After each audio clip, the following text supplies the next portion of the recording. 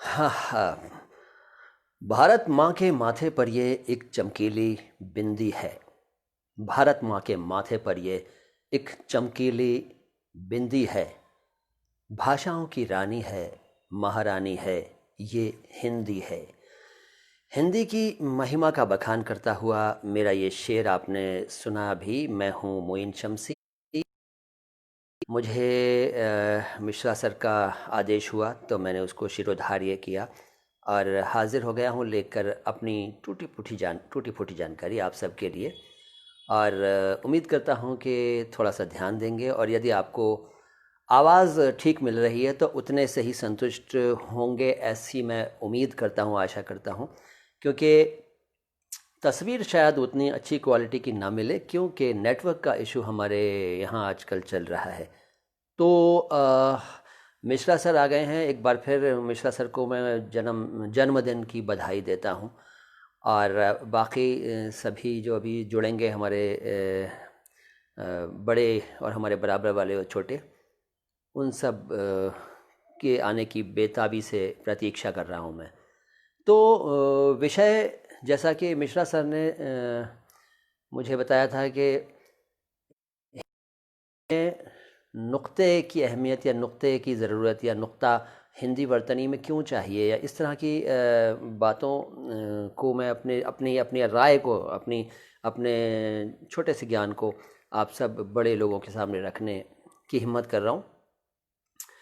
सबसे पहली बात यह है कि नुक्ता, पहले इस नुक्ते शब्द को ही ले लेते हैं।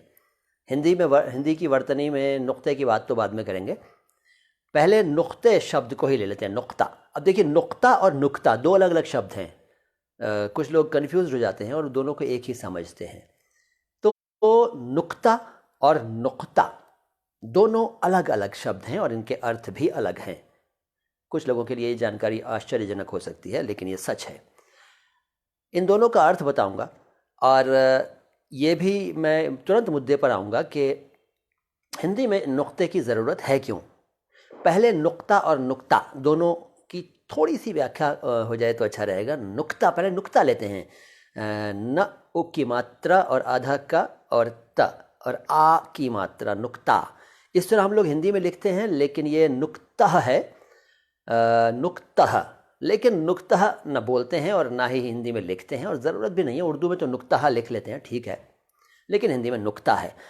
नुक्ता का अर्थ, नीचे बिंदु नहीं लगाया, का के नीचे बिंदु मैंने नहीं लगाया, नुक्ता बोल रहा हूँ। नुक्ता शब्द अरबी भाषा से हिंदी उर्दू में आया और इस शब्द का अर्थ है तह की बात। तह की बात, गहराई की बात, बारीकी, सूक्ष्मता, रहस्य, मर्म, भेद। और ये जानकर आपको हैरानी होगी कि इस नुक्ता शब्द का एक अर्थ लतीफ़ा भी है। जी हाँ, जोक, चुटकुला, लेकिन उसका इस्तेमाल बहुत कम होता है, लेकिन है वो भी। बहरहाल हम नुक्ता की बात कर रहे हैं। अभी तक देखिए मैंने नुक्ता में नुक्ता नहीं लगाया। अब मैं यहाँ लिख कर नहीं दिखा पा रहा हूँ आपको, लेकिन आप सब समझ रहे हैं, ऐसी मुझे उम्मीद है, यकीन है, विश्वास है। तो नुक्ता बता दिया मैंने। अब नुक्ता बोल रहा हूँ, देखिए मेरा उच्चारण तब्दील हो गया। अभी मैंने बोला था नुक्ता, देखिए क नुक्ता। अब बोल रहा हूँ नुक्ता, देखिए पहले मैंने बोला क क क, अब बोल रहा हूँ क क क, नुक्ता नुक्ता। ये डिफरेंट शब्द है नुक्ता। और ये वही है डॉट, बिंदु, जिसकी बात हो रही है, जिसका जो आज हमारे विषय का मुख्य केंद्र बिंदु है। नुक्ता ये वो शब्द है जिसका अर्थ है वही जो मैंने बता दिया, बिंदु, डॉट, और निशान भी इसका एक अर्थ है। नुक्ता, अब यदि इसको हिंदी में हम लिखें और नुक्ता लिख दें तो अर्थ बदल गया, बदल गया ना। अब देखिए अंग्रेजी में दोनों ही पॉइंट हैं, POINT, पॉइंट, पॉइंट। लेकिन आप सब समझते हैं कि अंग्रेजी में दोनों के अर्थ अलग हैं। बड़ी नुक्ते की बात कही, बड़े बड़े पॉइंट की बात कही तुमने भाई, बड़ी क्या पॉइंट निकाला यार, क्या नुक्ता निकाला है। ये नुक्ते की बात हो रही है। लेकिन जब हम ये समझा रहे होते हैं कि क के नीचे बिंदु लगा दो, नुक्ता लगा दो, तब हम कहते हैं क के नीचे पॉइंट लगा दो, तो कसम लिखने के लिए आप सही अक्षर लिख पाएंगे। कसम, क के नीचे नुक्ता लगा दीजिए, डॉट लगा दीजिए, पॉइंट लगा दीजिए, तो यहाँ भी पॉइंट है, वहाँ भी पॉइंट है, लेकिन शब्द अलग हो गए। बहरहाल तो नुक्ता अलग है, नुक्ता अलग है। अब आप मुद्दे पर आ जाते हैं क्योंकि लंबी बात हो जाएगी। अब मुझे ये बताइए आप कि अगर मैं किसी को पढ़ा रहा हूँ, मैं तो अध्यापक हूँ, आप सब जानते हैं, शायद नहीं जानते होंगे तो मिश्रा सर ने बता देंगे, कोई ऐसी बात नहीं, मैंने ही बता दिया। तो मैं तो जब किसी अपने स्टूडेंट को समझा रहा हूँ कि भाई नुक्ता और नुक्ता क्या होता है, और बच्चा हिंदी माध्यम का है, तो मुझे तो वो डॉट लगाना पड़ेगा ना। इससे साबित हुआ कि हिंदी में भी नुक्ते की ज़रूरत है। अब सिर्फ इस शब्द में है ऐसा नहीं है, आगे चल के मैं कई शब्द और लूँगा, और उम्मीद करूँगा कि आप लोग थोड़ा समय देंगे, क्योंकि अभी कुछ लोग मैंने देखा चले गए, शायद उनके मतलब की चीज़ ना हो। खैर, आना जाना तो लाइव स्ट्रीमिंग में चलता रहता है। तो नुक्ता और नुक्ता। अब अच्छा, एक नुक्ताची भी शब्द आपने सुना होगा, नुक्ताची है गम दिल, है ना, सुना है ना, गीता दत्त साहिबा की आवाज़ में था, नुक्ताची है गम दिल। तो वो नुक्ताची है, नुक्ताची, छिद्रान्वेषी, ठीक है ना, मीन में एक निकालने वाला, वही नुक्ता है, वो नुक्ता नहीं है। इसको छोड़ते हैं, लंबी बात हो जाएगी। वापस आते हैं मुद्दे पर, मुद्दे की बात करते हैं।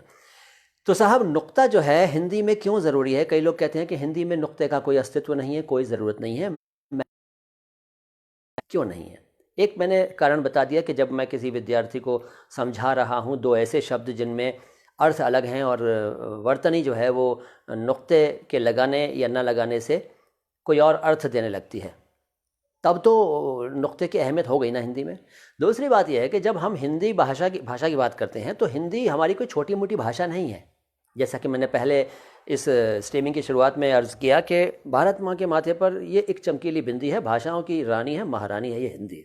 तो भाषाओं की महारानी है ये, और यूनिवर्सल हो चुकी है ये, आप सब जानते तो हैं, जानते हैं, आप सब विद्वान लोग हैं, आपसे क्या मतलब छुपा है, आपको सब पता है कि सूरीनाम, मॉरिशस, अमेरिका और कहाँ कहाँ सारी दुनिया में हिंदी भाषी फैले हुए हैं, और वहाँ हिंदी के संगठन भी हैं और हिंदी की प्रचार प्रसार का कार्य भी होता है। लेकिन इससे भी ज़्यादा बड़ा दायरा है हिंदी का, इससे भी बड़ा दायरा है हिंदी का।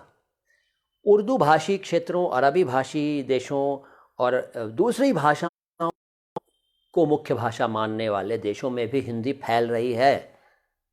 अब आप समझिए, मान लीजिए मैं किसी एक ऐसे देश के किसी व्यक्ति को हिंदी के माध्यम से समझा रहा हूँ जो उर्दू या अरबी या फ़ारसी या किसी और मीडियम का है, अंग्रेज़ी मीडियम का है, कुछ है, तो वो बंदा या वो लड़का, बच्चा या जो बड़ा है, जो भी है, वो अगर मुझसे हिंदी के माध्यम से देवनागरी लिपि में इस चीज़ को समझ रहा है तो वो कन्फ्यूज्ड नहीं होगा अगर मैं नुक्ता ना लगाऊं किसी चीज़ में। बहुत सारी मिसालें पेश करूंगा, बड़ी इंटरेस्टिंग मिसालें अभी आपको सुनने को मिलेंगी। यकीन मानिए, मैं आपको ऐसे ऐसे शब्द बताने वाला हूं अभी जिनको सुनकर आपका थोड़ा बहुत तो ज्ञान बढ़ ही जाएगा। वैसे आप सब लोग ज्ञानी हैं, मैं तो आप सब में सबसे ज़्यादा अल्प ज्ञानी हूँ, मतलब सबसे ज़्यादा क्या, मैं ही अल्प ज्ञानी हूँ, आप सब तो ज्ञानी लोग हैं यार, मैं सही शब्दों का चयन नहीं कर पाया जल्दी में, आप सब ज्ञानी लोग हैं। खैर, तो नुक्ता की बात यह है कि वो ज़रूरी है, ये मैंने जैसा कि अभी कहा। अब मैं कुछ एग्जाम्पल्स देता हूँ। यदि आप देवनागरी के माध्यम से, अच्छा एक बात और, देखिए, हम और आप, हम सब भारतीय हिंदी भाषी लोग जब कुछ बोलते हैं, अपना मुंह खोलते हैं सुबह उठने से लेकर शाम को सोने के बीच के पीरियड में, तो हम अनेक ऐसे शब्द बोलते हैं जो अरबी के हैं, फ़ारसी के हैं और तुर्की के हैं। सबसे ज़्यादा शब्द हम लोग अरबी और फ़ारसी के बोलते हैं, आप भी और मैं भी, भले ही आप हिंदी भाषी हैं। हम सब लोग, हम सब हिंदी जिसे कह रहे हैं वो दरअसल कई ज़बानों के शब्दों का समावेश कर चुकी है अपने अंदर। अनेक शब्द ऐसे हैं। असलियत यह है कि शुद्ध हिंदी नहीं बोली जा सकती आजकल, और ना ही शुद्ध उर्दू बोली जा सकती है। हमें दूसरी भाषाओं के शब्द लेने पड़ेंगे। मिसालें बहुत मौजूद हैं। मेज़ हिंदी का शब्द नहीं है। कुर्सी हिंदी का शब्द नहीं है, अरबी का है। ऐसी अनेक मिसालें हैं, अनेक शब्द हैं जो हम हिंदी का समझते हैं, लेकिन दरअसल वो विदेशी शब्द हैं, अरबी, तुर्की, फ़ारसी, पुर्तगाली या किसी और भाषा से आए। तो ऐसे बहुत सारे शब्द आपको मैं बता सकता हूँ, लेकिन आप सभी जानते हैं। खैर, अब कुछ शब्द देखिए जिनमें नुक्ते की वजह से अर्थ का अनर्थ हो जाएगा। जैसे अगर आपको शेर व शायरी में यकीन है और आप हिंदी का कोई शेर, उर्दू का कोई शेर हिंदी में लिखें, देवनागरी में लिखें, तो आप लिखेंगे एक ऐसा शेर तो समझते हैं आप, एक ऐसा शेर जिसमें क़ल्ब, क के नीचे बिंदु, उर्दू में मतलब उर्दू में क़ाफ से शुरू हो रहा है और हिंदी में क के नीचे बिंदु लगेगा, ज़रूर लगेगा, यकीनन लगाना पड़ेगा, वरना अनर्थ होगा। कैसे होगा मैं बता रहा हूँ कैसे होगा। देखिए, अगर आप कोई ऐसे शेर हिंदी में लिखें जो उर्दू से देखा आपने हिंदी में लिख दिया देवनागरी में, और उस शेर में कल्ब शब्द आ गया, कल्ब कल्ब कल्ब, यानी का के नीचे बिंदु की ज़रूरत है, और आपने का के नीचे बिंदु नहीं लगाया, आपने कल्ब लिख दिया, कल्ब कल्ब। अर्थ का अनर्थ कैसे होगा देखिए। कल्ब का मतलब क्या होता है आपको वैसे मालूम होगा, नहीं तो मैं बता देता हूँ। कल्ब का मतलब है दिल, कल्ब। मैं अपने कल्ब की गहराइयों से आपकी इज्जत करता हूँ, यानी मैं अपने हृदय की गहराइयों से आपका सम्मान करता हूँ, कल्ब। अब आपने कल्ब को कल्ब लिख दिया, कल्ब। कल्ब का अर्थ मालूम है क्या है? कुत्ता। जी हाँ, कल्ब का अर्थ कुत्ता है। अब आप देखिए, बात तो आप कल्ब की कर रहे थे अपनी तरफ से, लेकिन आपने बिंदु न लगाकर कल्ब का कल्ब कर दिया, तो दिल के बजाय वो कुत्ता अर्थ दे गया, अनर्थ हो गया ना। और एग्जाम्पल, बड़ा एक मतलब लोकल सा शेर है, लोकल सा क्या बल्कि क्या कहूँ उसके बारे में, लेकिन सुना जाऊँ जल्दी से। यहाँ भी खुदा है वहाँ भी खुदा है। शेर व शायरी में कई लोग मज़ाहिया अंदाज में, यानी कि कॉमिक स्टाइल में इसको इस्तेमाल करते हैं, यहाँ भी खुदा है वहाँ भी खुदा है। अब आप लोगों में से तो शायद किसी को नहीं लग रहा होगा, लेकिन कुछ लोगों को, जहाँ मैंने एक बार अभी कुछ दिन पहले सुनाया, तो वहाँ कुछ लोगों को लगा कि मैं खुदा की बात कर रहा हूँ, ईश्वर की, अल्लाह की, गॉड, भगवान, परमपिता परमेश्वर परमात्मा की। क्योंकि मैंने कहा जहाँ भी खुदा है, मैंने कहा यहाँ भी खुदा है वहाँ भी खुदा है। लोग बोले वाह वाह वाह, क्या बात है क्या बात है भाई, कितना रूहानी मिसरा बोल दिया। उन्हें लगा खुदा की बात कर रहा हूँ मैं, गॉड की। अब मैंने जब मिसरा सानी बोला, यानी कि अगली लाइन बोली, तो वो हंस पड़े, क्योंकि इसकी अगली लाइन ये है, जहाँ ना खुदा है वहाँ कल खुदेगा। हो गया ना बंटा ढार। यहाँ भी खुदा है वहाँ भी ना खुदा है वहाँ कल खुदेगा। मैं खुदा की बात ही नहीं कर रहा था, मैं तो खुदाई की बात कर रहा था। यहाँ भी खुदा हुआ है, गड्ढा खुदा पड़ा है, वहाँ भी गड्ढा खुदा पड़ा है, और जहाँ नहीं खुदा है वहाँ कल खुद जाएगा। यार कंस्ट्रक्शन का काम चल रहा है, रोड बन रही है। हो गया ना गड़बड़ झारा। जी मिश्रा सर, हिंदी तो इसी समावेशी चरित्र के कारण आगे बढ़ती जा रही है। बिल्कुल बढ़ेगी साहब, और वो इसीलिए बढ़ रही है क्योंकि ये सब चीज़ें समाविष्ट की जा रही हैं। बिल्कुल आपने सही फरमाया। अब यदि हम इस बात पर रिजिड हो जाएं कि नहीं हम नुक्ते का इस्तेमाल नहीं करेंगे, हिंदी में नुक्ते की ज़रूरत ही नहीं, अगर हम इस पर अड़ जाएं तो बहुत अनर्थ होंगे। मैंने आपको 2 एग्जाम्पल्स दिए, और देता हूँ जल्दी जल्दी कुछ एग्जाम्पल्स देता हूँ। जैसे राज और राज। राज राज्य का बदला हुआ रूप है राज। कहीं कहते हैं भाई आजकल तो मोदी जी का राज है, बिल्कुल सही बात है, राज है उनका, लेकिन हम उसको राज अगर बिंदु लगा देंगे वहाँ पे तो राज हो जाएगा। राज तो कुछ और है, रहस्य। अब राज लिखना हो हमें और राज लिख दें, मैं तुम्हें एक राज की बात बताऊं, हम ये लिख दें अगर बिंदु ना लगाएं, तो वो समझेगा कि शायद ये राज या राज्य से संबंधित कोई बात बताने वाले हैं। ये डाउट हो सकता है, और ख़ास तौर से उन लोगों को ज़रूर हो सकता है जो उर्दू के शब्दों से अच्छी तरह परिचित हैं। उन्हें डाउट होगा कि शायद ये राज्य या राज्य की बात कर रहे हैं, बाद में समझेंगे वो राज की बात कर रहे थे ये साहब। तो राज और राज अलग अलग अर्थ है ना। जानी और जानी, ये देखिए बड़ा इंटरेस्टिंग शब्द है, जानी। आप लोगों में से अनेक लोग जो हैं वो राजकुमार साहब की फिल्मों, इनका अंदाज था, जानी हम राजकुमार हैं, हमारी क्या बात है ना। आया ना याद, जानी। वो जानी का मतलब क्या था? प्रेम से, वो प्यार से जानी कह रहे हैं। जानी का एक और अर्थ भी है, आप जानते हैं, जानी दुश्मन, जानी दोस्त।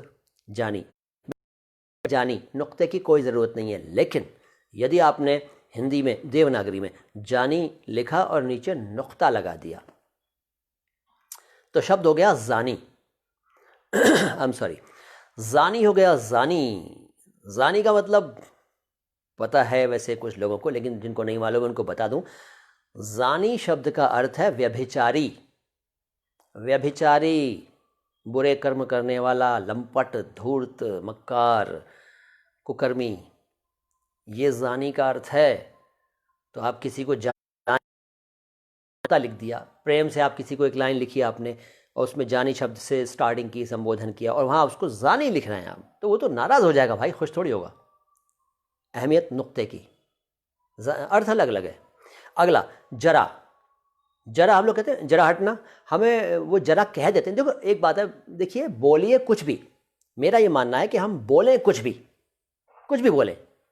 Everybody is free to speak in any language, any style, लेकिन हमें पता होना चाहिए जरा, हिंदी में जरा शब्द से सब परिचित हैं, जरा, जरावस्था, लेकिन वो उर्दू वाला ज़रा है जिसका अर्थ है तनिक। ज़रा, ज़रा और जरा, यदि हम इसका ध्यान नहीं रखेंगे तो अर्थ का अनर्थ हो सकता है। ऐसे ही एक शब्द है वतन। अब देखिए इसमें नुक्ता नहीं है, वैसे बात चली तो कह रहा हूँ मैं, नुक्ता तो है नहीं वतन में, देश, वतन, मुल्क, ठीक है, नुक्ता नहीं है। लेकिन अब यहाँ मैं ब और व की बात करने लगा, ब और व की, नुक्ते से हट रहा हूँ एक सेकंड के लिए। ब और व, अगर हम वतन को बतन लिख दें जी मिश्रा सर, जानी, ज़रा, जरा, खैर, खैर, हाँ जी, बहुत सारे शब्द हैं। तो अगर हम वतन को बतन लिख दें तो बतन दरअसल बतन का, और बतन का मतलब होता है, यानी कि बतन का गर्भ, बतन का अर्थ है, और वतन हम कह रहे हैं। तो ये तो एक ब और वाह वाला मैंने एग्जाम्पल दिया आपको। नुक्ते वाला एक एग्जाम्पल हम सॉरी काश और काश। एक शब्द है काश, काश ऐसा होता कि ये होता वो होता, काश मतलब ईश्वर करता, खुदा करे, भगवान करे, अल्लाह करे, गॉड करे, गॉड ने काश ये किया होता, ऐसा होता। काश शब्द से आप सब परिचित हैं, लेकिन यदि आपने नुक्ते का यहाँ इस्तेमाल कर दिया और काश को काश कर दिया, भले ही बोला आपने काश, लेकिन लिखते वक्त आपने का के नीचे नुक्ता लगा दिया, काश बना दिया, काश, तो काश का मतलब होता है पीस, टुकड़ा, फांक, सेब की फांक, संतरे की फांक, किसी भी फल की फांक, टुकड़ा, पीस, काश का के नीचे नुक्ता। तो यहाँ भी ख्याल रखना पड़ेगा। ऐसे एक शब्द है काज। काज हम सब जानते हैं, काज काम के लिए भी इस्तेमाल होता है और काज सब जानते हैं। लेकिन अगर आपने काज को काज लिख दिया, काज, या जहाँ काज लिखना है वहाँ काज लिख दिया, तो अनर्थ होगा। कैसे? देखिए, काज मैंने बता दिया, काज आपने लिख दिया यानी ज के नीचे नुक्ता लगा दिया, तो काज का मतलब है छप्पर, उर्दू में छप्पर। और ऐसे ही क के नीचे भी लगा दिया और ज के नीचे भी लगा दिया, काज कर दिया, काज। अब देखिए, वो पहले काज था, फिर काज, और अब मैं बोल रहा हूँ काज, काज, का काज। तो काज एक पक्षी है, एक परिंदा है, और इसको शायद हिंदी में काज को क्या कहते हैं मुझे याद नहीं आ रहा, माइग्रेटरी बर्ड है एक, इन दिनों में विदेशों से आता है हमारे देश में, काज। तो ये काज, काज, काज, काज और काज का हो गया। ऐसे कान है, कान, कान को हम लोग कान अगर बिंदु लगा दें तो कान तो खून को कहते हैं, ब्लड को, ब्लड, कान, ठीक है। ऐसे कानी, एक शब्द है कानी, कानी को अगर हम बिंदु लगा दें, कानी कर दें, कानी, तो कानी का मतलब है रक्तिम, खूब लाल, कानी। अच्छा, अब काफ और काफ की बात करते हैं। देखिए, यहाँ मैं उर्दू को बीच में ला रहा हूँ, उर्दू को बीच में इसलिए ला रहा हूँ क्योंकि उर्दू और हिंदी मेरे हिसाब से एक ही भाषाएं हैं। उर्दू और हिंदी दोनों भाषाएं एक ही हैं दरअसल, आप में से कई लोग जानते होंगे, और ज़्यादा क्या बताऊं, लेकिन फिर भी थोड़ा सा बोलूँगा। उर्दू और हिंदी एक ही भाषाएं इसलिए हैं क्योंकि सबसे पहली बात, उर्दू भाषा शुद्ध भारतीय भाषा है, भारत में जन्मी, यहीं फली फूली, यहीं पली बढ़ी, और प्योर भारतीय भाषा है। अब वो पाकिस्तानी लोग यहाँ से जब गए तो बंटवारे के बाद तो वो ले गए तो अपने साथ, क्योंकि उनकी लैंग्वेज तो यही थी, जो जिन लोगों ने जोर लगा के पाकिस्तान बनवाया था, वो जब गए तो वो उनकी मातृभाषा ज़्यादातर लोगों की यही थी, तो इन्होंने अपनी भाषा बना लिया। लेकिन है भारतीय, प्योर भारतीय भाषा है, और किसी एक धर्म के मानने वालों की नहीं है, ये आप सब जानते हैं, कहने की ज़रूरत नहीं है मेरे। तो एक तो बात ये, दूसरी बात यह है कि उर्दू और हिंदी एक ही हैं। क्यों हैं, कैसे हैं? ऐसे हैं कि यदि हम अरबी, तुर्की और फ़ारसी से आए हुए शब्दों का नुक्तों वगैरह के ख्याल को नुक्तों वगैरह के ख्याल के मद्देनज़र, यानी उनको ध्यान में रखते हुए, दृष्टिगत उनको करके यदि हम बोलते हैं, और यदि हम संस्कृत निष्ठ शब्दों का ज़्यादा प्रयोग करते हैं तो हम उसे हिंदी कहते हैं। एक शर्त। दूसरी शर्त यह है कि हम राइट टू लेफ़्ट लिखते हैं तो उर्दू है, और लेफ़्ट टू राइट लिखते हैं तो हिंदी कहते हैं। राइट टू लेफ़्ट लिखते हैं तो हम पर्शियन लिपि वाली है, उर्दू कहलाती है। इधर से लेफ़्ट टू राइट है, देवनागरी लिपि वाली है, हिंदी है। दरअसल दोनों एक ही भाषाएँ हैं, और उर्दू का पहले एक नाम हिंदी भी था। जी हाँ, उर्दू का एक नाम पहले हिंदी भी था, हिंदवी भी उर्दू का एक नाम था, रेख्ता भी एक नाम था, लश्करी ज़बान इसे कहते हैं, छावनी में पैदा हुई थी, सेना सैनिकों की भाषा थी स्टार्टिंग में, इसकी एक अलग कहानी है, उस पर फिर कभी बात होगी। फिलहाल नुक्ते की बात हो रही है। तो उर्दू हिंदी में पूरी तरह से समाविष्ट है, इससे हम बच ही नहीं सकते। यदि हम चाहें कि हम एक भी उर्दू का शब्द नहीं बोलेंगे, हम एक भी शब्द नहीं बोलेंगे। जी मिश्रा सर, हिंदी उर्दू सबकी भाषा है, एग्जैक्टली। हम अगर डिसाइड कर लें कि अब हम आज हम एक भी शब्द उर्दू का नहीं बोलेंगे, तो हमें चुप रहना पड़ेगा। जी हमें चुप रहना पड़ेगा। और यदि हम उर्दू भाषी हैं और हम ये इस बात पर अड़ जाएं कि हम आज एक भी शब्द हिंदी का नहीं बोलेंगे, तब भी हमें चुप रहना पड़ेगा, क्योंकि इस हिंदी के बिना उर्दू है ही नहीं और उर्दू के बिना हिंदी है ही नहीं। दरअसल दोनों एक ही हैं, ये बार बार कहने की ज़रूरत नहीं है। अब हिंदी में जितने भी शब्द हैं, अच्छा एक बात और है, जब हम अंग्रेज़ी बोलते हैं तो हम ख्याल करते हैं, शब्द संपदा एक ही है मिश्रा सर, बिल्कुल सही फरमाया। जब हम हिंदी बोलते हैं या कोई भी ज़बान बोलते हैं या अंग्रेज़ी बोलते हैं, तो हम अंग्रेज़ी जब बोलते हैं तो हम ख्याल ये रखते हैं कि हम अंग्रेज़ी के अक्षरों का उच्चारण बिल्कुल सही करें, और वही एक अच्छा इंग्लिश स्पीकर माना जाता है जो इंग्लिश के अक्षरों का उच्चारण बिल्कुल ठीक करे। वरना माना जाता है कि इसको अच्छी इंग्लिश नहीं आती है। और आजकल तो बात इससे भी आगे चली गई, अमेरिकन स्टाइल की अंग्रेज़ी चल रही है, वो तो और टेढ़ी मेढ़ी है। मतलब हम लोगों के लिए, हम लोग तो ब्रिटिश इंग्लिश को सीख कर बड़े हुए, और अब तो अमेरिकन एक्सेंट के बिना काम ही नहीं चलता नौजवानों का। तो यदि हम वहाँ उसके स्टाइल का, उसके लबो लहजे का ख्याल ना रखें, तो हम असफल रहेंगे। तो जिस तरह हम अंग्रेज़ी के अक्षरों की डिलीवरी अपने मुंह से सही करते हैं, उनके साउंड को बिल्कुल सही डिलीवर करते हैं, तो हम हिंदी के साउंड को क्यों ना सही डिलीवर करने की कोशिश करें। और उस समय तब और ज़्यादा इस बात की ज़रूरत है जब हम अध्यापक हैं या साहित्यकार हैं, क्योंकि बहुत लोग पढ़ रहे हैं, देख रहे हैं या सुन रहे हैं या हमसे सीख रहे हैं। अध्यापकों से तो दुनिया सीखती ही है, लेकिन साहित्यकारों से भी दुनिया सीखती है, जिसको साहित्य का शौक़ है। मैं खुद साहित्यकारों को पढ़ कर बड़ा हुआ हूँ, और अनेक अखबार रेगुलर बेसिस पर मेरे घर आते रहे हैं और अब भी आते हैं। बचपन से, जब से होश संभाला है, तो मैंने हिंदी, अंग्रेज़ी, उर्दू के कई अखबार पढ़ने का सिलसिला कंटिन्यू रखा है, जब से होश संभाला है तब से, और आज भी जारी है। इसी तरह पत्रिकाएँ, हिंदी, उर्दू, इंग्लिश, अनेक पत्रिकाएँ, साप्ताहिक और मासिक और त्रैमासिक, ठीक है, एनुअल, सब तरह की मैगजीन्स लगातार पढ़ी हैं, तभी तो भाषा थोड़ी सी ठीक हो गई। तो कहने का मतलब यह है कि ये जितनी भी भाषाएं हैं, यदि हम उनका उच्चारण, उनके शब्दों का उच्चारण उनके अंदाज में ना करें, तो हमें एक अच्छा स्पीकर नहीं माना जाएगा। तो हम अपनी हिंदी को क्यों दूसरों की नज़र में कुछ गलत सोचने का मौका दें हिंदी के बारे में, जब हम हिंदी के। अच्छा, यहाँ एक बात और है कि चलिए को छोड़िए, ये नुक्ते वाली बात थोड़ी देर के लिए हटाता हूँ।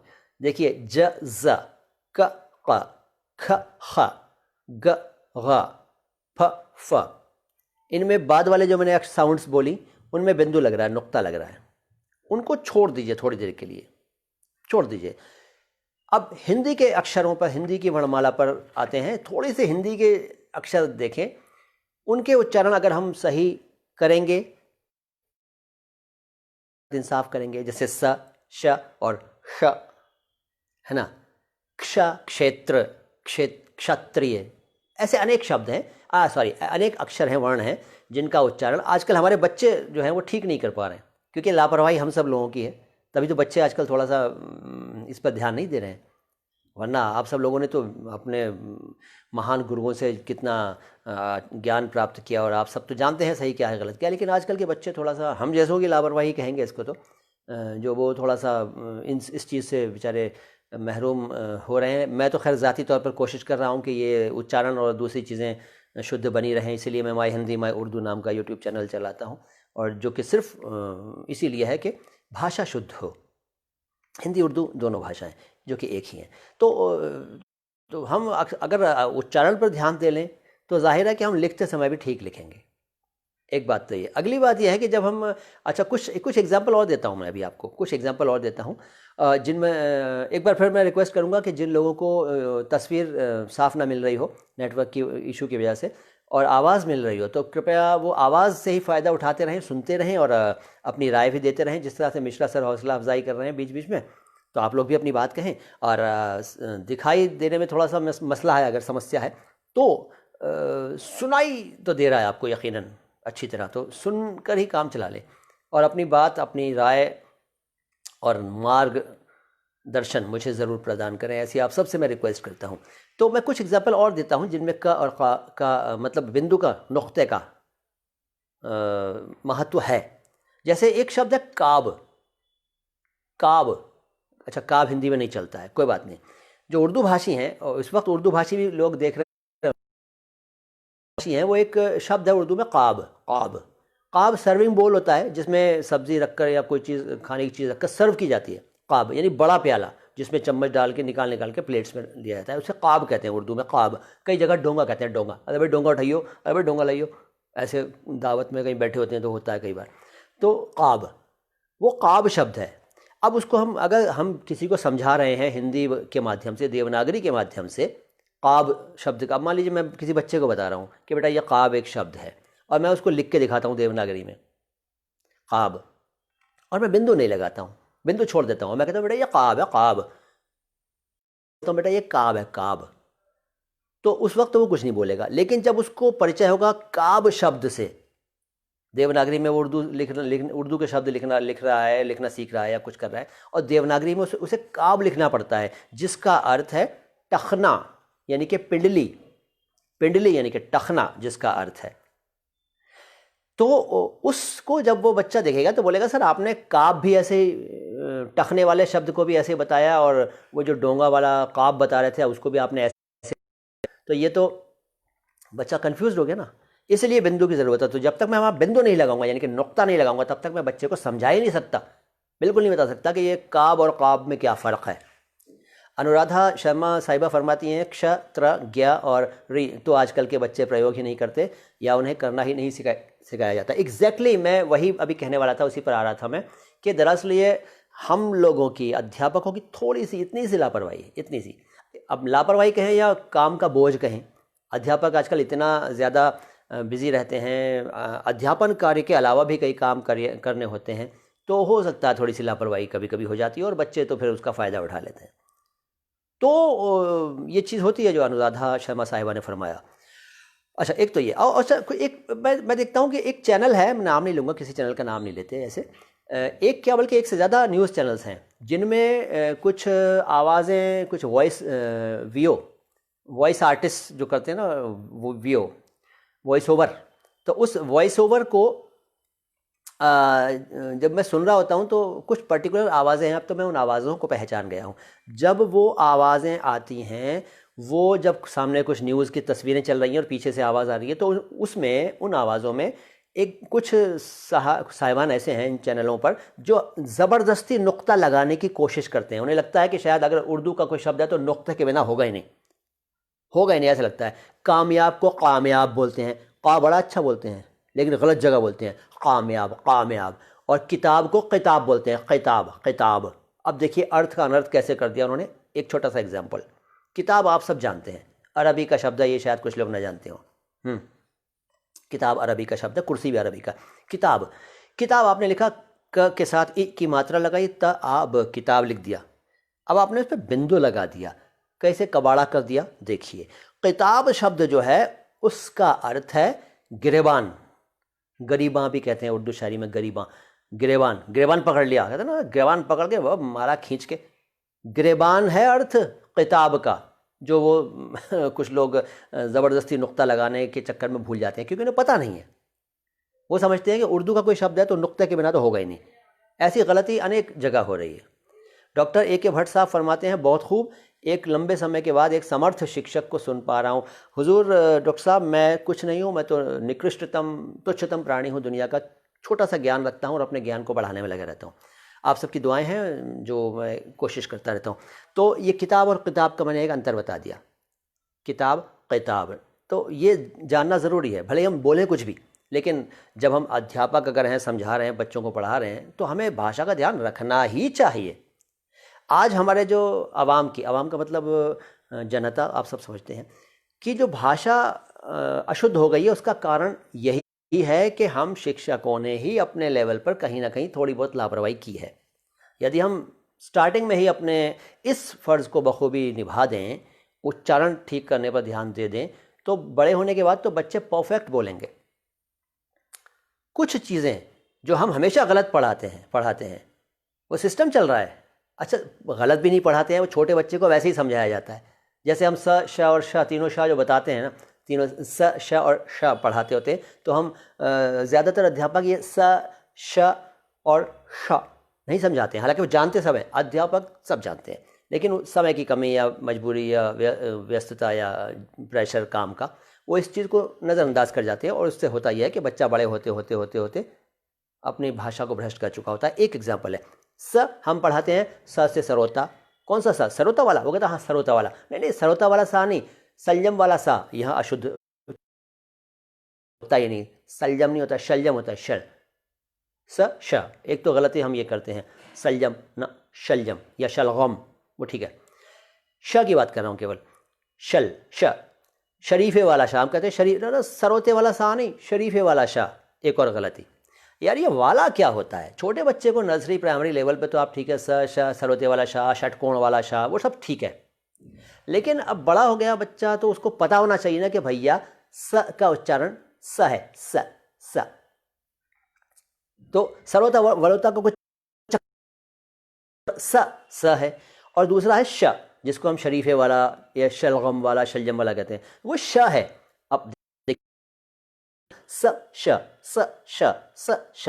अब तीसरा, मिश्रा सर शुक्रिया, तीसरा है शा। हम कैसे पढ़ाते हैं बच्चे? षटकोण वाला शा। वो आ गया सर भट्ट साहब, मैं उसी पर आ गया। ये वार्ता षटकोण वाला सब ठीक है, विद्यार्थियों के लिए तो ज़रूरी है ही, शिक्षकों अभिभावकों के लिए ज़्यादा ज़रूरी है। जी मैं वही कह रहा था कि हम उसको षटकोण वाला शाह बोलते हैं। हम कैसे बोलते हैं? षटकोण वाला शाह। देखिए गलत बोल रहे ना, षटकोण वाला शाह, गलत बोला। हमें अगर इसी यही बता देते हम कि षटकोण वाला, तो उच्चारण ठीक रखें। अगर हम आई एम सॉरी षटकोण बोलते हैं हम, तो बच्चा बोलेगा सर हैं सर क्या कह रहे हैं आप, दोबारा बोलिए। तो हम फिर बोल के बताएंगे षटकोण, तो बोलेगा सर कैसे बोलते हैं, तो हम उसको सिखाएंगे षटकोण। षटकोण हम बोलेगा ना, षटकोण नहीं, शट नहीं, शट नहीं, शट तो अंग्रेजी में होता है शट द डोर, दरवाज़ा बंद कर दो, SHUT शट। ये शट नहीं है, यह है षटकोण, जिसको हमारे देश के कुछ भागों में खटकोण भी मैंने सुना है कि कहते हैं। तो श का उच्चारण बताना चाहिए। ऐसे अनेक अक्षर हैं जिनका अब ये नुक्ते से हट गई बात, जानबूझ के मैं इस पर आया था ताकि ये सब चीज़ें जुड़ी हुई हैं और ये चीज़ों की चर्चा ना हो तो अधूरी बात रह जाती है। अच्छा साहब, अच्छा मुझे टाइम सर ज़्यादा हो जाए तो बता दीजिएगा, क्योंकि मिश्रा सर आप सब लोग, जो आपसे रिक्वेस्ट है कि अगर मैं ज़्यादा बकवास करने लगूँ तो मुझे रोक दीजिएगा, और अगर मैं टाइम की लिमिट आपको अंदेशा हो कि क्रॉस कर जाऊँगा तो पहले से बता दीजिएगा, क्योंकि मेरा जब बटन दब जाता है तो ये गाड़ी तभी रुकती है जब ब्रेक लगाया जाए। आप सब थोड़ा सा गुजारिश है कि ध्यान दीजिएगा। अच्छा मैं कुछ और मिसाल देता हूँ आपको, किताब दे दिया। अच्छा हम कहते हैं कुड़की हो गई, कुड़की कुड़की कुड़की, वो असल में आप जानते हैं कुड़की नहीं होता, कुर्की होता है ना। कुड़की तो लोकल में बोल देते हैं कुड़की, कुर्की होता है कुर्की, है ना। कुर्की होता है ना, नहीं होता साहब, कुर्की नहीं होता, कुर्की नहीं होता भाई जी। अब आप बोलेंगे कैसे नहीं होता, मैं बोलूँगा ऐसा नहीं होता कि कुर्की दरअसल कुर्की शब्द है, कुर्की कुर्की। तो आप बोलेंगे क्या हुआ, बात तो एक ही है, कुर्की कह लो कुर्की कह लो। मैं बोलूँगा नहीं साहब, क्योंकि कुर्की शब्द का अर्थ दूसरा है। जो हम हिंदी में लिखते हैं ना कुर्की, वो जनरली हम लिख देते हैं, दूसरा वाला शब्द ज़्यादा प्रचलित नहीं है, इसलिए हम उस पर ध्यान नहीं देते, और पढ़ने वाला भी ध्यान नहीं देता। लेकिन हमें पता होना चाहिए कि ये शब्द है कुर्की, कुर्की का के नीचे बिंदु, का के नीचे बिंदु, कुर्की। क्योंकि कुर्की शब्द का अर्थ है कुलंग पक्षी। जी हाँ, कुलंग पक्षी जो है वो कुर्की है, लेकिन उसका चूंकि उस शब्द का इस्तेमाल नहीं होता इस सेंस में, तो शुक्रिया मिश्रा सर, तो इसलिए उसका पता ही नहीं होता आम लोगों को, लेकिन साहित्यकारों को तो पता होता है। आप सब, मुझे लगता है कि आप सब साहित्यकार लोग ही जुड़े हुए हैं मिश्रा सर के इस ग्रुप से, तो मैं ये मान के चल रहा हूँ कि सारे विद्वान लोग जो हैं इस वक्त मुझे सुन रहे हैं और मेरा हौसला ज़रूर बढ़ाएंगे और मेरी गलतियाँ बताएंगे, ज़रूर बताइएगा सब गलतियाँ। तो ये कुछ एग्जाम्पल मैंने दिए। अब ऐसे एक शब्द है कुल, कुल। अच्छा जब देखिए अब समाज हमारा मिला जुला है, सब मिलकर रहते हैं, तो आपने देखा होगा कि दरगाहों पर, मज़ारों पर उर्स होते हैं, उर्स होते हैं ना, आप सब जानते हैं। तो उर्स जब होता है तो उर्स का, नमस्कार जी, दीपक क्या नाम लिखा है ये समझ में नहीं आ रहा, भट्ट साहब कुछ लिखा है, अच्छा डॉक्टर भट्ट हैं, डॉक्टर A.K. भट्ट। तो जो उर्स होता है दरगाहों पर, मज़ारों पर, उसका जो आखिरी दिन होता है, आखिरी दिन जिस दिन वो क्लोजिंग सेरेमनी होती है उस पूरे समारोह की, तो उसमें आखिरी फातहा कहते हैं उर्दू में, आखिरी फातहा होती है उस दिन को, जिस दिन ये सब होता है, तो उसको कुल कहते हैं, कुल का दिन, कि आज कुल हो गया। तो हिंदी के अखबारों में खबरें छपती हैं कि भाई वहाँ पर दरगाह निज़ामुद्दीन में आज कुल हो गया, आज कुल के साथ पूरा फंक्शन समाप्त हो गया, और कल कुल था, परसों कुल था, ऐसे शब्द चलता है। लेकिन कुल, अनुराधा साहिबा फरमाती हैं, हिंदी अंग्रेज़ी की मिश्रित भाषा के व्याकरण ने वैसे भी अर्थ का अनर्थ कर दिया है। मैडम, हम बच नहीं सकते इससे, क्योंकि अंग्रेज़ी तो हमारे सर पर चढ़कर बोल रही है, तो हम इससे बच नहीं सकते दुर्भाग्य से। बहुत शुक्रिया हौसला अफजाई के लिए अनुराधा शर्मा साहिबा। गलतियाँ बताइएगा, रिक्वेस्ट है आपसे। तो मैं कह रहा था कुल। अब मैं देखिए, मैं कभी कुल कह रहा हूँ, अगर आप ध्यान दे रहे होंगे तो मैं कभी कुल बोल रहा हूँ, कभी कुल बोल रहा हूँ। कुल कुल कुल कुल कुल कुल, अंतर बताऊँगा इसलिए बोल रहा हूँ। जनरली हम बोलते हैं कुल, कुल, असल में वो कुल नहीं है, वो है कुल। कुल कुल का के नीचे बिंदु लगाना पड़ेगा, हिंदी में भी लिखें, देवनागरी में, तब भी लगाना चाहिए हमें, अदरवाइज़ हम डिफ्रेंशिएट नहीं कर पाएंगे। एक अनजाने इंसान को समझा ही नहीं पाएंगे कि हम क्या लिखना चाह रहे हैं भाई। कुल, कुल है वो शब्द जो मैंने अभी उर्स के बारे में बताया कि दरगाहों पर उर्स होता है, कव्वालियाँ होती हैं उसमें, और फिर वो फातहा होती है, और फिर कुछ लड्डू वगैरह या कुछ हलवा या कुछ बांटा जाता है, और उसके बाद समाप्त हो जाता है प्रोग्राम, तो उसको कुल कहते हैं। अगर आप उसको कुल कहेंगे तो कुल तो कुछ और है, कुल का मतलब है ऑल, उर्दू में भी कुल है, कुल। वैसे टोटल भी इसका एक अर्थ है, बिल्कुल, कुल कितने पैसे हुए भाई, कुल इतने हुए, एक ये भी इसका है। लेकिन उर्दू में कुल का अर्थ है सारा, ऑल, और ये है कुल। तो एक देखिए, ये नुक्ते के ना होने से कन्फ्यूजन बढ़ेगा ना, तो हमें नुक्तों का ध्यान तो रखना पड़ेगा ही। अब बड़ी इंटरेस्टिंग बातें आगे बताने वाला हूँ, अगर इस समय इजाज़त दें और आप सब लोग इजाज़त दें, क्योंकि मैं देख रहा हूँ कुछ लोग आ जाते हैं, कुछ चले जाते हैं, शायद व्यस्त हों, बाद में शायद देखें इस वीडियो को, कोई बात नहीं। लेकिन मैं कुछ शब्द ज़रूर इस वक्त सामने लाना चाहूँगा, जैसे कि जन। जन, जन का अर्थ जनता है, आप सब जानते हैं, कहने वाली बात नहीं है। लेकिन अगर आप जन को गलती से जन लिख देंगे हिंदी में, जा के नीचे नुक्ता लगा देंगे, जन, जन, तो जन का अर्थ तो औरत है, औरत, महिला, नारी, स्त्री, जन। एक कहावत चलती है कि दुनिया में, मतलब पता नहीं कोई आपत्ति कर जाए यार, नहीं बोलता, छोड़ो उसका थोड़ा सा हिस्सा बोलता हूँ। जर जमीन जोरू, ये बोलते हैं। असल में वो था कुछ और, वो जर जमीन जोरू हो गया, वो था जर जन जमीन। अब देखिए, तीनों में ज है और ज के नीचे नुक्ता लगाना पड़ेगा। जर जन जमीन, यदि नहीं लगाएंगे तो ये बनेगा जर जन जमीन। बोले कुछ भी, आप कुछ भी बोलिए, लेकिन वही मैंने कहा कि यदि हम अध्यापक हैं तो हमें तो समझाना पड़ेगा, पहले खुद समझना पड़ेगा। यदि हम साहित्यकार हैं, कुछ और हैं, तो हमें पता होना चाहिए, होता ही है, आप साहित्यकारों को सब पता होता है। वो चूँकि जनता कुछ और चाह रही होती है, तो उस रॉ में कई बार कोई बह जाते हैं। बात कर रहा हूँ मैं, अर्थ बता दूँ। जर जन, ये क्या बोला मैंने, जर जन जमीन। जर का मतलब क्या होता है? जर का मतलब होता है धन दौलत। असल में इसका अर्थ होता है, शाब्दिक अर्थ है सोना, जर। जर मतलब सोना, लेकिन धन दौलत के सेंस में भी आता है। बहुत शुक्रिया अनुराधा शर्मा साहिबा। जर जो है धन दौलत, मूलतः सोना, स्वर्ण, कनक, ठीक है। और जन बता दिया, स्त्री, नारी। और ज़मीन तो आप जानते ही हैं। तो वो जर जमीन जोरू बन गया आगे चल के। ये एक एडिशनल मैंने बात कह दी, जिसका थोड़ा सा मैं समझता हूँ कि जिक्र होना ज़रूरी था। अच्छा, एक शब्द बड़ा इंटरेस्टिंग शब्द, ज़बान। इसको ज़ुबान भी कहते हैं, ज़बान भी कहते हैं। जल्दबाजी में हम लोग जबान कहते हैं, जबान। जबान संभाल के, गुस्से में होते ना, बोलते जबान संभाल के बोलो, या जबान बहुत चल रही है तुम्हारी, ऐसे बोलते हैं ना, जबान। जबान, सावधान हो जाइए, अब अर्थ बता रहा हूँ जबान का। जबान भी एक शब्द है, जी हाँ, जबान भी एक शब्द है और ज़बान भी एक शब्द है। असल में हम ज़बान कह रहे होते हैं, लेकिन हमारे मुंह से जबान निकलता है। कोई बात नहीं, बोले कुछ भी, मालूम होना चाहिए बस, ये मैं मानता हूँ। ज़बान तो ये है जो ज़ुबान भी है, ज़बां भी है, ज़बां, ठीक है, ज़बान। लेकिन जब हम जबान कहते हैं तो जो जानता है वो कंफ्यूज्ड हो जाएगा। कोई उर्दू भाषी, अरबी भाषी, फारसी भाषी जब आप के सामने हो और वो चुपचाप सुन रहा हो कि आप के मुंह से बार बार जबान जबान शब्द निकल रहा है, तो वो बेचारा अपना सर खुजाएगा, बोलेगा यार ये बात समझ में नहीं आ रही, क्या हो रहा है, ये जबान जबान बोल रहे हैं साहब। जबान का अर्थ तो नामर्द होता है। जी हाँ, जबान का अर्थ होता है नपुंसक। अनर्थ हो जाएगा ना, यदि हिंदी में देवनागरी में हम नुक्ते का ध्यान न रखें तो, है ना, हो जाएगा ना।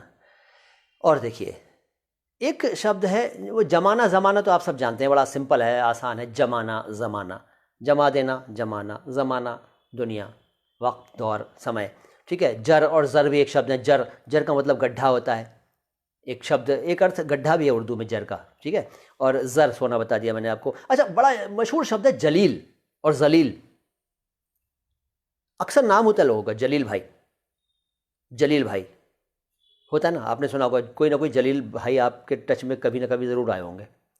शुक्रिया भट्ट साहब, डॉक्टर साहब, शुक्रिया।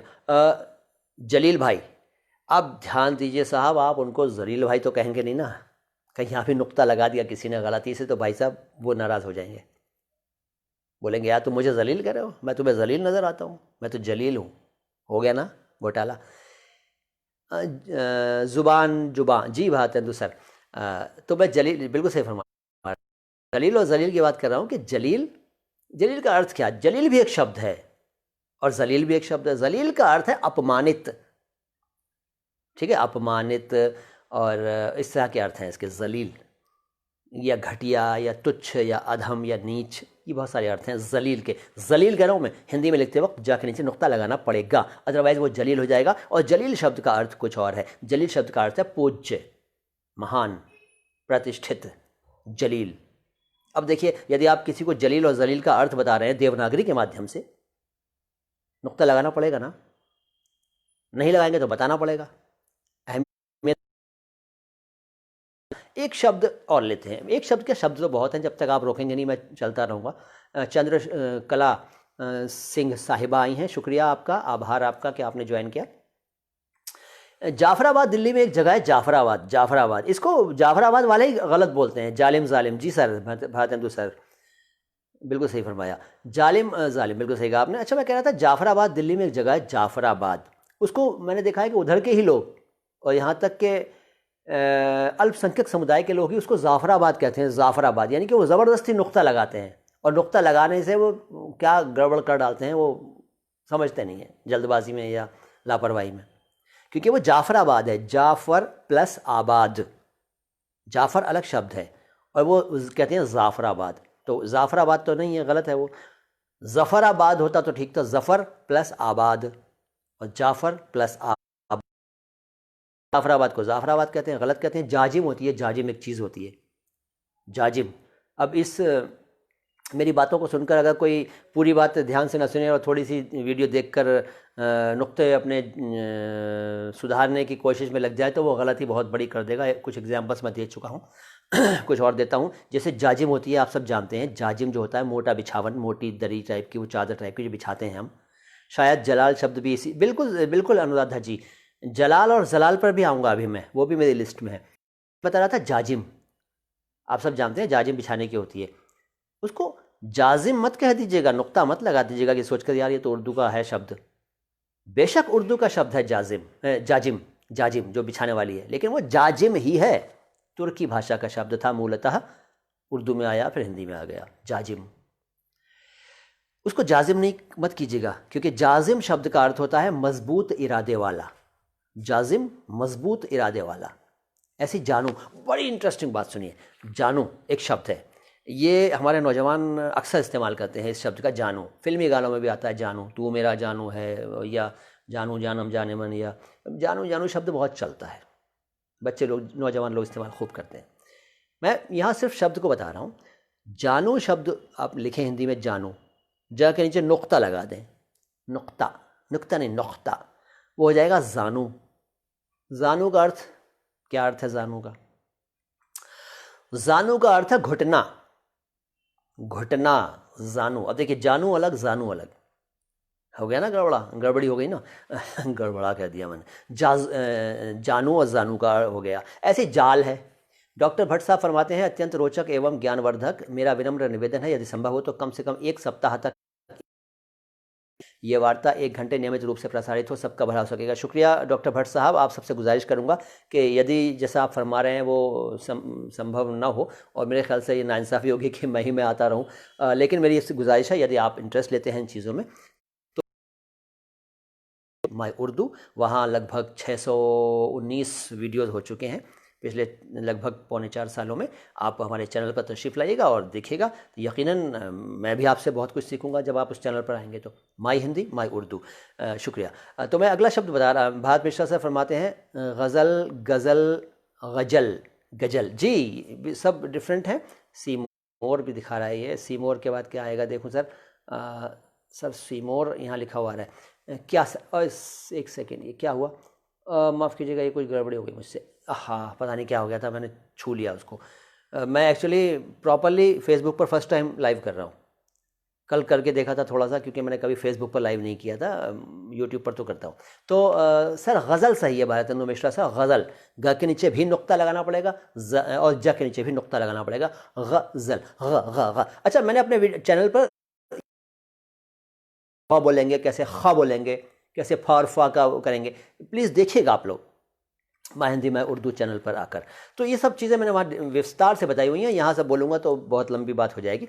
तो मैं बता रहा था आपको क्या बता रहा था, जान। हाँ जान, जानू, जानू और जानू बता दिया था। अब बताता हूँ मैं जान।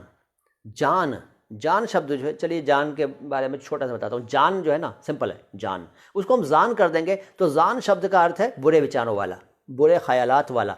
जान और जान अलग होता है। नुक्ते की अहमियत सामने आ गई। जाल, जाल से सब परिचित हैं। जाल, क्या जाल रचा है भाई, या जाल डाल दिया, जाल। अब उसको जाल कर देंगे आप तो क्या होगा? जाल तो उर्दू में एक वर्ण है, उर्दू वर्णमाला का एक अक्षर है, वर्ण है, जाल, दाल जाल, तो वो जाल है, उसको जाल ना बोले। अच्छा यहाँ एक बात और कहूँगा, देखिए बुरा मत मानिएगा, आप में कोई उर्दू वाले बैठे हो अगर तो मेरी बात को समझने की कोशिश कीजिएगा, बुरा मत मानिएगा। मैंने ये देखा है कि उर्दू में भी ये सब चीज़ें अब होने लगी हैं, जबकि पहले नहीं होता था। जो उर्दू माध्यम से पढ़कर निकलने वाले बच्चे हैं आजकल, वो बहुत ही गड़बड़ कर रहे हैं। मैं देखता हूँ नौजवानों को इतना गलत बोल रहे हैं, जबकि उनको गलत नहीं बोलना चाहिए, वो तो उर्दू के माहौल से आए हैं, लेकिन वो बोल रहे हैं। तो उर्दू में जैसे हिंदी में कहा ना मैंने, सरोते वाला सा और शलजम शलगम वाला ये वो, ऐसे उर्दू में भी एक गलत ट्रेंड चला हुआ है। वहाँ कहते हैं उर्दू में जब अक्षर पढ़ाते हैं तो कहते हैं छोटा सीन बड़ा सीन, छोटा काफ बड़ा काफ। गलत है ये बिल्कुल। छोटा बड़ा क्या होता है यार, असल में वो छोटा बड़ा कुछ नहीं है, वहाँ पे है सीन और शीन, वही स और शाह वाली बात, सीन शीन। उर्दू की बात कर रहा हूँ। अब आप बोलेंगे बात है विषय हिंदी का, उर्दू घुसा रहे हो। एक ही भाषाएं हैं भाई जी, घुसा नहीं रहा हूँ, साथ लेके चल रहा हूँ, बुरा मत मानिएगा। तो सीन, और जो उर्दू माध्यम के लोग हैं सुन रहे हैं अगर तो ध्यान दें, सीन और शीन होता है, छोटा सीन बड़ा सीन कुछ नहीं होता। सीन सीन है, शीन शीन है, छोटा बड़ा कहाँ है इसमें। ऐसे ही काफ और काफ, देखिए काफ और काफ अलग अलग साउंड्स हैं, अलग अलग अक्षर हैं। काफ से किताब, कोई, कभी, कहाँ, कौन, क्यों, कैसे, किसने, किसको, किससे, ये काफ से हैं। अब मैं बोल रहा हूँ काफ, कसम, कुरान, कायदा, कानून, कत्ल, ठीक है, यह का है। तो इसको कुछ लोग पढ़ाते हैं उर्दू में, उर्दू में पढ़ाने वाले, छोटा काफ बड़ा काफ। बच्चे की तो बुनियाद ही गलत हो जाती है। छोटा सा बच्चा है बेचारा, मासूम सा, वो पढ़ रहा है छोटा काफ बड़ा काफ, छोटा सीन बड़ा सीन, बिगड़ गया, जिंदगी भर बर्बाद रहेगी उसकी भाषा। तो ना करें ये गलती। यदि अध्यापक लोग इसको सुन रहे हैं, इस बात को ध्यान दे रहे हैं, तो उसको समझा। और काफ, काफ, काफ वो साउंड है, वो अक्षर है जिसको आज उर्दू वाले भी, ज़्यादातर नौजवानों की बात कर रहा हूँ, गलत बोल रहे हैं। जी, उर्दू भाषी लोगों में का साउंड बहुत गलत बोला जा रहा है, उसको का बोला जा रहा है। यहाँ तक कि मैं कुछ पाकिस्तानी गायक जो हमारे इंडिया में आकर फिल्मों में गा के गए हैं, उन्होंने भी का तो बड़ा बंटा ढार कर दिया, उन्होंने भी नहीं गाया ठीक, का को क्या बोला उन्होंने, कसम बोलते हैं वो। मैं उनकी बात कर रहा हूँ जो अपनी मातृभाषा कहते हैं उर्दू को, उनकी बात कर रहा हूँ। जिसकी मातृभाषा उर्दू नहीं है वो थोड़ा गलत बोलता है, चलेगा चलेगा। किसी अन्य भाषा का बोलने वाला उर्दू के शब्दों का उच्चारण ठीक नहीं करता तो कोई बात नहीं, कोई बात नहीं, चलेगा, क्योंकि उसकी मातृभाषा नहीं है। लेकिन जो उर्दू अपनी मातृभाषा बताते हैं, वो अगर ऐसी गलती करेंगे तो बताइए फिर क्या होगा। इसलिए इसका उर्दू वालों को ध्यान रखना चाहिए साहब। अच्छा, मैं कुछ एग्जाम्पल और लेता हूँ। ये उच्चारण भेद है, किन्होंने लिखा, यहाँ नाम नहीं आ रहा है कि किसी साहब या किन्हीं साहिबा ने लिखा है, उच्चारण भेद है। बिल्कुल उच्चारण भेद है, या नाम नहीं आ रहा, अच्छा मैं कैसे समझूं किसने लिखा है। खैर, तो मैं फूल और फूल की बात करना चाहता हूँ। फूल और फूल बहुत सिंपल चीज़ है, फूल और फूल। हमारे नौजवान, हमारे बच्चे, हमारे स्टूडेंट्स फ्लावर को फूल कहते हैं, फूल। नोट किया होगा आपने। वो कहते हैं गुलाब का फूल आज मैं लेके आऊँगा, वैलेंटाइन डे है तो 2 फूल ले आऊँगा, एक फूल ये करूँगा, एक फूल वो करूँगा, फूल। जबकि उच्चारण गलत है, फूल नहीं है वो फूल है। फ और फ उच्चारण समझना पड़ेगा, ठीक है साहब। फूल और फूल, फ फ फ फ फ फूल फूल फूल फूल, फ्लावर, ये उच्चारण सही है उसका। फूल तो अंग्रेजी का FOOL होता है।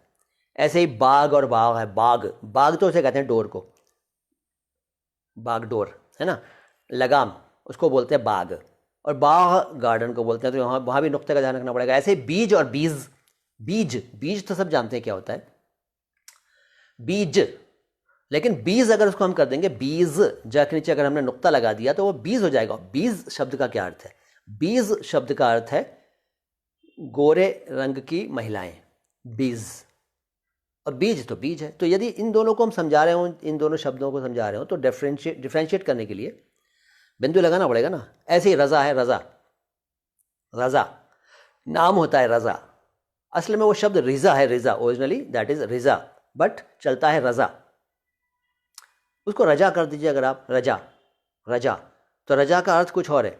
रज़ा का मतलब होता है इच्छा। उर्दू भाषी लोग कहते हैं भाई अल्लाह की रज़ा थी इसमें, तो यानी अल्लाह की इच्छा थी, अल्लाह की मर्जी थी। हम बोले अल्लाह की रजा थी, रजा, तो रजा का मतलब उम्मीद है, उम्मीद, आशा, होप, रजा। गड़बड़ हो गया, इसलिए भी नुक्ते का ख्याल रखना पड़ेगा। नजम नाम होता है, नजम, नजम नाम होता है, असल में वो नज्म है, नज्म, नज्म। अब आपको नज्म शब्द याद आ गया होगा, उर्दू नज्म, वो नज्म है, कविता, नज्म, जिसे पद्य कहते हैं, काव्य कहते हैं, कविता, नज्म है वो, नज्म। और जो नाम होता है वो नजम या नज्म होता है। नज्म का अर्थ है सितारा, तारा, नक्षत्र, नज्म और नज्म। नुक्ता लगाना पड़ेगा डिफ्रेंशिएट करने के लिए। मैं ये कहना चाह रहा हूँ, दस्त होता है एक शब्द, दस्त, दस्त शब्द से आप परिचित हैं, लेकिन आप में से शायद कुछ लोग नहीं जानते हो कि दस्त का मतलब होता है ये हाथ, दस्त, दस्तकारी है ना, दस्त, उसको आप दस्त कर दीजिए। अब यहाँ नुक्ता कहाँ से? आप बोलेंगे नुक्ते की बात थोड़ी है, मैं बोल रहा हूँ नुक्ते की ही बात है, भले हिंदी के नुक्ते की बात नहीं है। उर्दू में नुक्ते लगते हैं, शीन के 3 नुक्ते दस्त में, और दस्त में कोई नुक्ता नहीं होता, ते में होते हैं, ता अक्षर के लिए ते लिखते हैं। तो दस्त को दस्त कर देंगे या दस्त को दस्त कर देंगे तो भी अर्थ बदल दिया। हाथ को कहते हैं, और एक दस्त वो भी होता है जो हमारे प्रॉब्लम हो जाती है पेट में। लेकिन दस्त क्या होता है? दस्त का मतलब है जंगल। आपने सुना होगा वो गज़ल, इस दश्त में एक शहर था, वो क्या हुआ आवारगी, ये दिल ये पागल दिल मेरा क्यों बुझ गया आवारगी। ग़ुलाम अली साहब ने गज़ल गाई थी काफ़ी सालों पहले। तो दश्त आया उसमें शब्द, दश्त। तो ये दस्त और दश्त का भी ध्यान रखना पड़ेगा। ताज एक शब्द है, ताज, ताज आप जानते हैं मुकुट को कहते हैं, लेकिन ताज भी एक शब्द है, ताज। ताज का अर्थ है हमला करने वाला, हमला करने वाला। अब आप किसी को ताज शब्द बताना चाहें तो ताज समझाने के लिए लिख रहा हूं, नुक्ता लगाना पड़ेगा, ताज। तो ताज अलग और ताज अलग। ऐसी जैन, जैन, जैन, हमारे जैन मत के लोग हमारे देश में बेशुमार हैं, जैन भाई लोग हैं हमारे, उनके सरनेम है जैन, उसको आप जैन कर दें अगर, अर्थ बदल जाएगा। या जहाँ जिसका नाम जैन है, बच्चों का नाम या बड़ों का नाम मुस्लिम लोगों में जैन भी होता है जैन, वहाँ जा के नीचे नुक्ता लगाना पड़ेगा, अदरवाइज वो जैन हो जाएगा। Otherwise I mean I want to say that अगर आप जैन, जैन को जैन बोलेंगे तो कन्फ्यूजन क्रिएट होगा। जिन लोगों के नाम जैन होते हैं, जैन होते हैं, सॉरी जैन होते हैं, उन लोगों के नाम को सुनकर कुछ लोग कहते हैं जैन, यार तुम जैन हो या मुस्लिम हो, ये कन्फ्यूजन हो जाता है। तो वो जैन अलग है, जैन अलग है। जैन का मतलब है ब्यूटी, सजावट, सौंदर्य, डेकोरेशन, बहुत सारे अर्थ हैं। तो जैन अलग, जैन अलग। ऐसे जौ, जौ तो आप सब जानते हैं, बार्ले, जौ, उसको जौ कर दें, नुक्ता लगा दें जाके नीचे, जौ। तो जौ का मतलब है रोशनी, आभा, छटा, प्रकाश, जौ। जौ अलग, जौ अलग। तारिक एक नाम है, तारिक नाम होता है, तारिक हिंदी में लिखा जाता है, जिसका नाम तारिक है वो हिंदी में भी लिखेगा तारिक, दूसरे भी लिखेंगे। तारिक, यहाँ मैं बार बार इस बात को कहता हूँ कि जब एडमिशन हो रहे होते हैं बच्चों के, या आधार कार्ड बन रहे होते हैं, या जन्म पत्री बन रही होती है, तो जो लोग अधिकारीगण इस काम में लगे हैं उनको इस बात का ख्याल रखना चाहिए। लेकिन वो ख्याल तब रखेंगे जब उनको पता होगा। पता तब होगा जब उन्होंने बचपन में सीखा होगा, और सीखा तब होगा जब उनके अध्यापकों ने पढ़ाया होगा। अध्यापकों ने तब बताया होगा जब वो खुद पढ़ चुके होंगे इस बात को। तो अध्यापकों की जिम्मेदारी ज़्यादा है। चलिए अगला शब्द लेता हूँ। तारिक कह रहा था मैं। तारिक, तारिक लिखने के लिए का के नीचे नुक्ता लगाना पड़ेगा। मिश्रा सर घंटी बजा दीजिएगा, मुझे घड़ी नज़र नहीं आ रही है। तारिक, तारिक लिखने के लिए का के नीचे नुक्ता का मतलब होता है सुबह का सितारा, सुबह का तारा, शुक्र तारा, भोर का तारा, तारिक। लेकिन तारिक, तारिक का मतलब है तर्क कर देने वाला। अब आप बोलेंगे तर्क, तर्क कर देना, आप बोलेंगे तर्क करने वाला या तर्क कर देने वाला। यहाँ मैं उर्दू के तर्क की बात कर रहा हूँ। हिंदी में तर्क किया जाता है, तर्क दिया जाता है, लेकिन मैं बोल रहा हूँ तर्क कर देना। अब आप बोलेंगे तर्क कर देना क्या है, बता रहा हूँ। तर्क कर देना का मतलब त्याग देना। उर्दू में तर्क कर देना, त्याग देना को बोलते हैं, त्याग देना। तो तारिक का मतलब है जिसने त्याग दिया हो, वो व्यक्ति जिसने त्याग दिया हो, यानी त्यागी, तारिक बोलते हैं। तो तारिक को तारिक कर दिया आपने, अर्थ बदल गया। इस तरह से और शब्द भी बहुत सारे नहीं मिल रहा है कि मैं रुकूं या चलूं या क्या करूं, तो मैं चला जा रहा हूं। शायद सुन रहे हैं ना सर आप लोग? बताएं, या मैं बस बोले जा रहा हूं ऐसे ही, मुझे बताते रहें बीच बीच में सर मैं बोल रहा हूं तो क्या हो रहा है, ठीक बोल रहा हूं नहीं बोल रहा हूं, और समय का ज़रूर बताइएगा। खान एक शब्द है, खान, खान शब्द है। खान को खान, एक शब्द खान है। अभी 10 मिनट और हैं, इसके बाद फिर भी आपको, अरे सर ये अच्छा ये समझ में नहीं आ रहा है मेरे कि ये कौन लिख रहे हैं, मुझे समझ में नहीं आ रहा, क्योंकि यहाँ ब्लू कलर की एक स्ट्रिप में लिखा हुआ आ रहा है, शायद मिश्रा सर लिख रहे होंगे। 10 मिनट और है, ठीक है, इसके बाद भी आपको कष्ट देंगे। अरे सर आपका आदेश जो है वो सर आँखों पर। और तो मैं कह रहा था खान नाम होता, आमतौर पर सरनेम होता है खान, खान साहब। उन्हें आप खान साहब अगर कहेंगे तो कोई बात नहीं, कोई फ़र्क नहीं पड़ेगा। लेकिन जब हम ऐसा करेंगे तो हमें पता होना चाहिए कि खान अलग है और खान अलग है। खान तो हिंदी का शब्द है, माइन, और ये खान है। हालांकि इससे कोई ज़्यादा फ़र्क नहीं पड़ता। आप बोलेंगे अरे यार क्या फ़ायदा, एक कोई गल है की फ़र्क पैंदा है। बस यही सोच हमें भाषा सुधारने नहीं देती अपनी, कि की फ़र्क पैंदा है। फ़र्क तो पैंदा है बाबूजी, अब महसूस करने वाली बात है। अच्छा एक शब्द और बताना चाह रहा था, फ़र्ज़। फ़र्ज़ एक शब्द है। फ़र्ज़ शब्द जो है वो अर्थ सब जानते हैं, लेकिन फ़र्ज अगर हम उसको कर देंगे फ़र्ज, तो जो जानते हैं वो थोड़ा सा कन्फ्यूज हो जाएंगे, जो नहीं जानते हैं उनको कुछ समझ में नहीं आएगा। फ़र्ज शब्द का अर्थ होता है फटन, यानी कि शिगाफ। शिगाफ यानी कि एक अंग विशेष को भी कहते हैं। ज़्यादा मैं अपने चैनल पर बोल चुका हूँ इसके बारे में। आगे चलता हूँ। शाई, शाई या शाई, शाई, शाई। स्याही वो शब्द है, स्याही, इंक और कालापन। स्याही का एक अर्थ कालापन भी है। स्याह मतलब काला, स्याही मतलब कालापन। उसको हम शाई बोलेंगे, शाई या श्याई, तो वो तो इंसाफ नहीं होगा, ठीक है ना? क्या ख्याल है आपका? ऐसे ही सब्ज़ी, सब्ज़ी जो हम लोग खाते हैं, कहते हैं भाई पूरी सब्ज़ी खाई आज हमने, तो उसको हम बोलें कुछ भी हम, लेकिन हमें पता होना चाहिए शब्द है क्या। शब्द सब्ज़ी है, सब्जी नहीं है। और सब्ज़ी सब्ज़ से बना है, और सब्ज़ का मतलब है हरा, ग्रीन। तो सब्जियां तो आमतौर पर हरी ज़्यादा पाई जाती हैं, तो हरी सब्जियां सब्ज़ी कहलाती हैं, जिनको हम सब्जी कह देते हैं। आजकल तो हम लोग हर खाने को सब्जी कहते हैं। भाई आज सब्जी क्या बनाई, वो कहते हैं आज सब्जी दाल, सब्जी उसे, जबकि वो सब्ज़ी नहीं है, लेकिन वो सब्जी की श्रेणी में आ जाता है। तो पता होना चाहिए कि सब्ज़ी है, वो सब्जी नहीं है। ऐसे ज़ीरा है, जीरा नहीं है। ज़ीरा, जीरा नहीं है।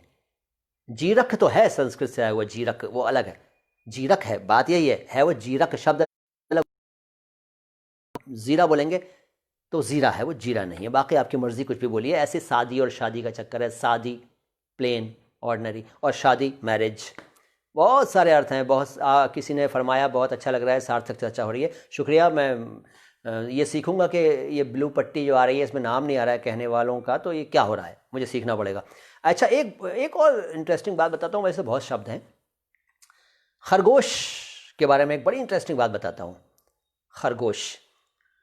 खरगोश जो शब्द है आप सब जानते हैं खरगोश प्राणी के बारे में, लेकिन मैं ये बताना चाह रहा था कि खरगोश के नीचे, मतलब ख के नीचे, खरगोश के नीचे नहीं, ख के नीचे नुक्ता लगा दें तो ज़्यादा अच्छा है, नहीं लगाएं तो आपकी मर्ज़ी है।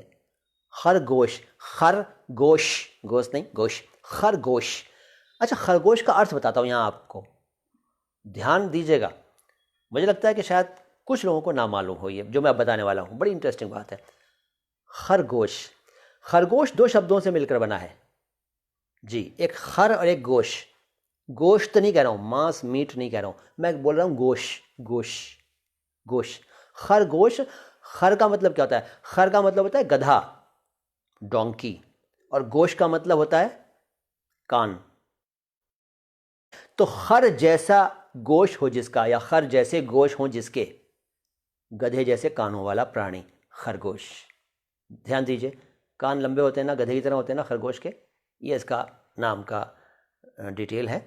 और ऐसे ही एक शब्द है शुतुरमुर्ग, उसको शुतुरमुर्ग कहते हैं, असल में वो मुर्ग है, गा के नीचे नुक्ता लगा देना चाहिए, और शुतुर है, शुतर भी चलता है, शुतर, शुतुर, मुर्ग, मुर्ग नहीं, मुर्ग। इसके बारे में बताता हूँ ऐसी ही इंटरेस्टिंग बात। शुतुर का मतलब क्या होता है, या शुतुर या शतर? शुतुर का अर्थ है ऊंट, ऊंट, कैमल, उष्ट्र। और मुर्ग का मतलब क्या है? मुर्गा। अरे साहब, मुर्गा तो है ही, लेकिन असल में मुर्ग शब्द का शाब्दिक अर्थ है पक्षी, परिंदा, खग, मुर्ग। जी हाँ, शुतुरमुर्ग का अर्थ है ऐसा पक्षी जिसकी गर्दन ऊंट जैसी लंबी हो, शुतुरमुर्ग। कहिए साहब कैसे? और इसके बाद बहुत सारे शब्द भंडार, शब्द भंडार है मेरे पास, लेकिन सर 8 बज गए, मैंने वहाँ देख लिया, मैं तब तक वहाँ नहीं देखा था मैंने, मेरा ध्यान ही नहीं था इस बात में, इस बात पर कि घड़ी वहाँ भी है। मैं सामने ढूंढ रहा था स्क्रीन पर तो नहीं मिल रही थी। बस आज मुझे शायद इजाज़त लेनी होगी आपसे, क्योंकि बहुत ज़्यादा बातें हो गई, और मेरे पास तो भंडार तो नहीं कह सकता, मतलब मैं बहुत बहुत कम जानता हूँ, लेकिन बोलने के लिए मटेरियल काफ़ी है फिलहाल आप सबकी दुआ से। लेकिन समय की सीमा का ध्यान रखना पड़ेगा, आप सब लोगों का ज़्यादा टाइम ले लिया। आप जैसे समर्थ शिक्षकों का नितांत अभाव है, और ये शब्द, ये वाक्य मुझे पूरा नहीं मिल रहा है, क्योंकि वही इसमें ब्लू कलर की पट्टी आ रही है। अच्छा, छू कर देखता हूँ क्या होता है। अरे भाई, अरे आ गया। डॉक्टर भट्ट साहब फरमाते हैं, आप जैसे समर्थ शिक्षकों का नितांत अभाव है, सुनने वालों के दिलों पर राज करने वाले शिक्षक हैं आप। डॉक्टर साहब शुक्रिया। मैं तो अपने आप को एक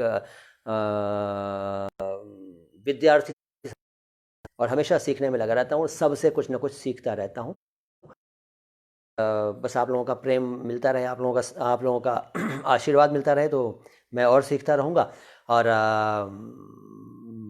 माई हिंदी माई उर्दू चैनल पर ज़रूर तशरीफ़ लाइएगा। माई हिंदी माई उर्दू, वहाँ हो सकता है आप मेरी गलतियाँ और मतलब बताएं, गलतियाँ बताएं। यहाँ तो आपने किसी ने गलती बताई नहीं, कोई बात नहीं, बताएंगे आप लोग गलतियाँ तो मुझे अच्छा लगेगा। दोबारा आने का कष्ट करें अनुराधा शर्मा जी। अनुराधा शर्मा साहिबा, यकीनन मैं आपके आदेश का पालन करूँगा। और बहुत शुक्रिया। योगेंद्र दत्त शर्मा इज़ वॉचिंग लिखा है, वेव हैंड, शुक्रिया साहब। डॉक्टर भट्ट साहब फरमाते हैं, कृपया अपने चैनल का लिंक उपलब्ध कराएं। सर यूट्यूब पर आप, सिंपल है, बड़ा सिंपल है, आप लिखिए माई हिंदी माई उर्दू।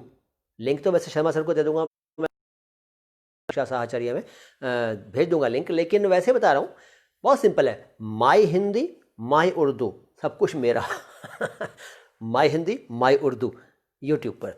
और भारतेंदु मिश्रा सर ने फरमाया, जी आपका बहुत शुक्रिया, और आपको फिर दावत देंगे। शुक्रिया सर, आपका आदेश हमेशा मेरे सर। बहुत बहुत शुक्रिया आप सबका, आप सबने अपना कीमती वक्त मुझे दिया और मुझे झेला, और मैं चाहूँगा कि आप सबसे सीखता रहूँ हमेशा। अब इजाज़त चाहूँगा। ये किन्हीं साहब ने या किसने कुछ लिखा, किसी ने फ्लावर भेजे, शिव शंकर मिश्रा साहब, सरस आप अपना तखल्लुस रखते हैं, तो मैं ये मानकर चल रहा हूँ कि आप जो हैं कोई या तो रचनाकार हैं, अब इन लेखक हैं या कवि हैं। मैं आपकी रचनाओं से भी लुत्फ़अंदोज़ होना चाहूँगा। और धन्यवाद किसी ने लिखा, और किसने लिखा देख लूँ, और पता नहीं, शायद डॉक्टर भट्ट साहब ने लिखा। बहुत शुक्रिया भट्ट साहब, डॉक्टर साहब, और आप सबका बार बार शुक्रिया अदा करता हूँ मैं, और बस इजाज़त चाहूँगा, इजाज़त दीजिए। बहुत अच्छा लगा आप सब के साथ बैठकर मुझे। सलाम हिंदुस्तान, मैं सलाम हिंदुस्तान अभिवादन करता हूँ। नमस्ते, सलाम, अस्सलाम वालेकुम, वणक्कम, सत श्री अकाल, जो चाहिए आपको मेरी तरफ। कहता हूँ, लेकिन मैं अपने चैनल पर सलाम हिंदुस्तान बोलता हूँ। सलाम हिंदुस्तान का मतलब है, सलाम का अर्थ है सलामत रहो, अस्सलाम वालेकुम का अर्थ है सलामत रहो, और सलाम हिंदुस्तान अपने देश के लिए हम शुभकामना करते हैं, सलाम हिंदुस्तान।